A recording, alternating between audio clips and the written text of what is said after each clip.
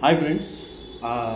ఈరోజు మీ ముందుకు ఎందుకు వచ్చానంటే, మొన్న మన ప్రొఫెసర్ నాగేశ్వర్ గారిది ఇమిటేట్ చేయమని వాయిస్ వంశీకృష్ణ గారు అడిగారు.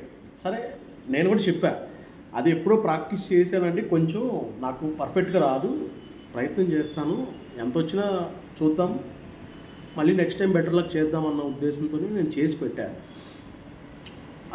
కొంతమంది మ్యాచ్ అవ్వలేదన్నారు, కొంతమంది ఏమో పర్వాలేదన్నారు, కొంతమంది అసలు రాలేదన్నారు, కొంతమంది రోసయ్య గారిలా ఉంది అని ఒక ఆయన పెట్టారు.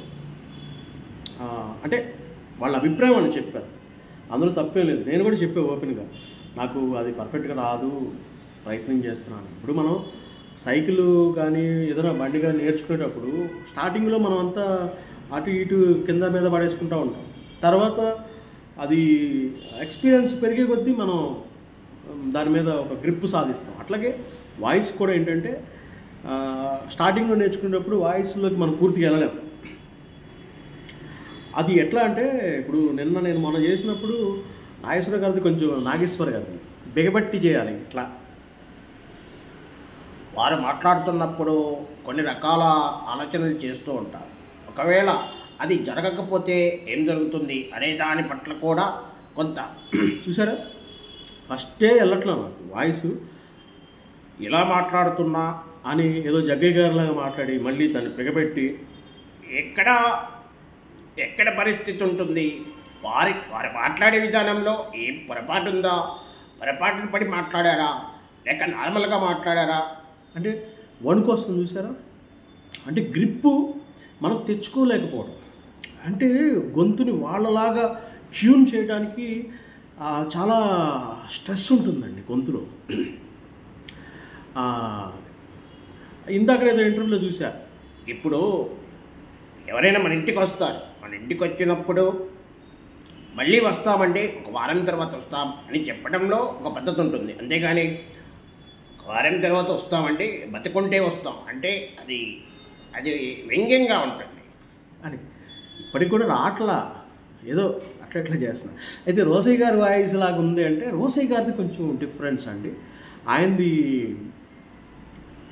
ఒకవేళ చూచినట్లయితే మాట్లాడినట్లయితే నేను కూడా రాజకీయాల గురించే నేను ఎక్కువగా మాట్లాడుతూ ఉంటాను. నా మిత్రులు చాలామంది సినిమా నటులు కూడా ఉన్నారు. ఏదైనా సరే కూర్చో లేస్తావు, ఒక పక్క మాట్లాడుతుంటే వివరణ ఇస్తూ ఉంటే లేస్తావు అంటే ఇది ఆయన ఇక్కడ కూడా దానికి సంబంధించి వారు కావాలని, వీరు కావాలని, వారు జరగలేదని, జరుగుతుందని అని అనలేదు. వారు కావాలని వీరు జరగలేదని అంటే దానికి సంబంధించి ఇలా కొంచెం వాయిస్లో తేడాలు ఉంటాయి. అది కొంచెం ఆ క్లియరెన్స్ కోసం వివరిస్తూ ఉన్నా. డిక్షన్ వేరే ఉంటుంది, వాయిస్ వేరే ఉంటుంది. కొన్ని వాయిస్లు దగ్గరగా ఉంటాయి, కాకపోతే వాయిస్లు ఒకేలా ఉంటాయి, కానీ మాడ్యులేషన్ వేరే ఉంటుంది. అంటే నాగేశ్వర గారిని ఆయన వంశీకృష్ణ గారు ఏమంటూ అడిగారండి, మీరు దేనికి బిగబెట్టుకోలేక ఇక్కడ పట్టుకొని ఇక్కడ రాజకీయం గురించి మాట్లాడాలంటే ఒకవేళ వారు మాట్లాడుతున్నప్పుడు వచ్చేటువంటి ఇబ్బందులు, పరిస్థితులు ఉంటాయి. దానికి వాళ్ళకి అనుకూలంగా వస్తుంది. కానీ ఖచ్చితంగా ఇది డైలీ సాధన చేస్తే, ప్రాక్టీస్ చేస్తే ఏ వాయిస్ అయినా వస్తుంది, వచ్చి తీరుతుంది. సో నేను స్టార్టింగ్లో ఉన్నాను కాబట్టి అటు ఇటు పోతూ ఉంటుంది. ఎంగి చేట, ఎంగి చెంబు, ఎంగి కచ్చే, కంచరబడి అట్ట జరుగుతూ ఉంటుంది అనమాట. అది సంగతి లెక్క అలా ఉంటుంది అనమాట. సరే అండి, రోసయ్య గారిది క్లియర్గా విన్నారు కదా. వారు కనుక చూచినట్లయితే అంటాడు. ఈయననుకో, వారు కనుక చూచినట్లయితే, ఒకవేళ మాట్లాడుతున్నట్లయితే ఇట్లా గొంతు పిసుకోవాల్సి వస్తుంది, ఇక్కడ నొక్కాలి. ఎందుకు, ఏమిటి?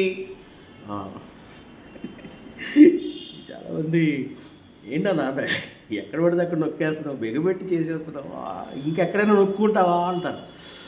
సరే, అది క్లారిటీ ఇవ్వడానికి చేశాను అన్నమాట. సరేనా? ఓకే. అయితే లైక్ చేయండి, సబ్స్క్రైబ్ చేయండి, కొత్తగా చూసినప్పుడు షేర్ చేయండి.